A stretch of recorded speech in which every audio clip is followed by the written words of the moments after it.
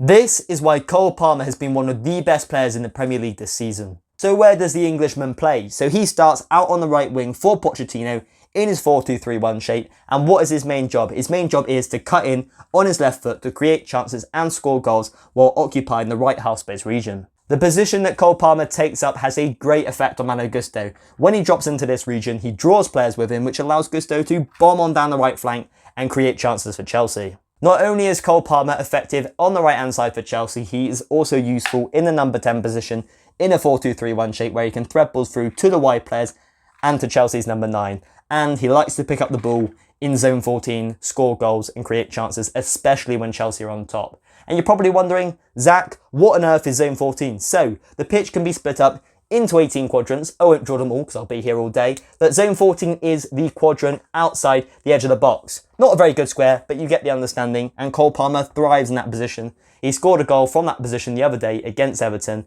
and he is primed for scoring goals and creating chances in zone 14. And his positional understanding doesn't stop there. We have seen Palmer operate as an 8 in Pochettino's system and as a false 9. So as you can see, he has a football brain because he can play so many positions to a high degree, and that is probably due to Pep Guardiola. As look at someone like Phil Foden, a similar age to Palmer, a bit further along his development, but he has played in the 9, he has played as a false 9, he's played as a 10, an 8, out on the left, out on the right. He has played so many positions and he's only like 24. So Palmer probably got his understanding of positional sense from Pep Guardiola himself. Palmer's flexibility also allows Pochettino to play an array of different systems because he can always have Palmer as a focal point, no matter pretty much where he plays. And on the side note, Palmer would have been a key player for Graham Potter if he were at Chelsea at the time, because Potter likes to play an array of different systems just like Poch, and we know how integral Palmer can be when a manager likes to chop and change almost week in, week out.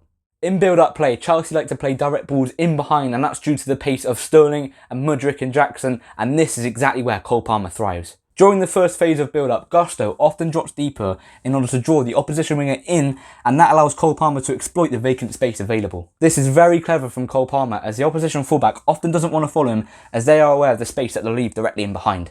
And this is where Gusto and Jackson can become dangerous as they exploit space in behind with their pace, and this caused a lot of issues for Nathan Ake when Chelsea played Manchester City at the Etihad and drew 1-1.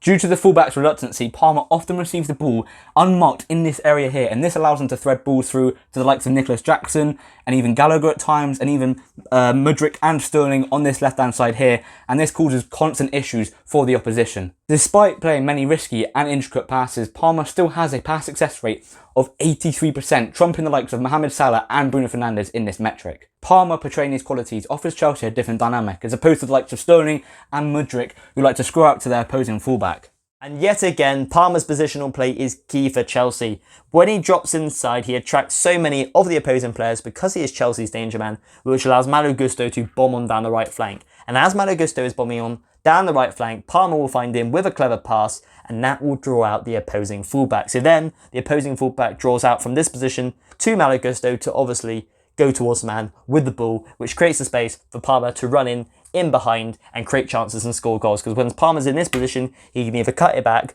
to one of the forwards, whether that's Nicholas Jackson, Mudryk or Sterling running in, or Gallagher making a late run into the box, or if he's got the angle, he can pop the ball into the bottom corner and produce an excellent finish. So his relationship with Malo Gusto creates a domino effect. Alternatively, Malo Gusto will receive the ball from Palmer in that region, get down the flank and whipping balls himself because he is a great attacking fullback. However, if Gusto is heavily marked and Palmer does not want to make the run in behind, then sometimes Palmer will drop a little bit deeper alongside Gusto and almost operate as the fullback, and Gusto will sort of operate as the winger, more advanced than Palmer down that flank. And when Palmer has the ball in this region, he is very effective. We keep on reiterating this, but he loves to play intricate free passes to the likes of Nicholas Jackson, to the likes of Conor Gallagher, and to the likes of Sterling or Mudryk.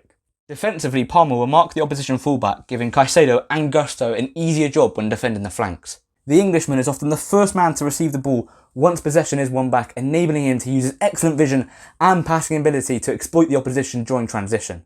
And as we touched upon at the start of the video, Palmer has operated as a false 9 for Chelsea this season. He plays alongside Gallagher up top in a 4-4-2, and they both operate slightly differently. Gallagher, he's a pressing machine. He'll cover a lot of ground, cover a lot of space, and just be that workhorse up top. Whereas Palmer tends to drop a little bit deeper, receive the ball in a midfield region, operate as a false 9, a bit like the way Firmino used to drop deep for Liverpool and Fred passes through to the likes of Salah and Mane. Palmer does that at Chelsea, but instead he's threading it through to the likes of Mudryk, to the likes of Madueke, and to the likes of Sterling. So the quality of players isn't quite there, but I tell you what, Palmer does this job brilliantly because he does get a lot of assists and creates a lot of chances from these positions. And as you can see, creating goals is a key theme to Palmer's game. Yes, he's registered 20 goals in the league this season, but he also has amassed 9 assists amid those brilliant goal scoring numbers. But before we wrap up, comment down below if you think Palmer should win PFA Player of the Year. If not, comment down below your preferred candidate. Anyway, like and subscribe for more content just like this one. Thanks for watching, and we'll catch you in the next one.